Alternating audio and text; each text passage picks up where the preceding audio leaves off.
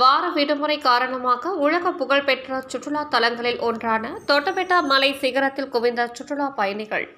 மலைகளின் அரசி என்று அழைக்கப்படும் நீலகிரி மாவட்டத்தில் தற்போது கோடை சீசன் நிலவி வருகிறது.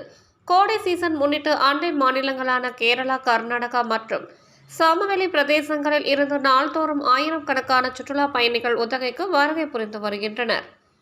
குறிப்பாக உதகை அரசு தாவரவியல் பூங்கா, ரோஜா பூங்கா, படகு இல்லம், தொட்டபெட்டா சிகரம் உள்ளிட்ட பல்வேறு சுற்றுலா தலங்களில் சுற்றுலா பயணிகளின் கூட்டம் அதிகரித்து காணப்படும்.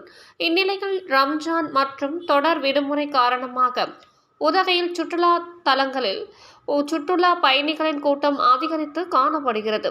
குறிப்பாக உலக புகழ்பெற்ற சுற்றுலா தலங்களில் ஒன்றான தொட்டபெட்டா மலை சிகரத்தில் சுற்றுலா பயணிகளின் கூட்டம் அதிகரித்து காணப்படுகிறது.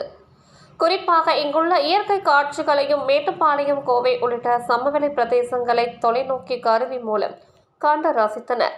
மேலும் மலை சிகரத்தில் உள்ள சூசைட் பாயிண்ட் பகுதியில் சுற்றுலா பயணிகள் செல்ஃபி மற்றும் புகைப்படம் எடுத்து உற்சாகமடைந்தனர்.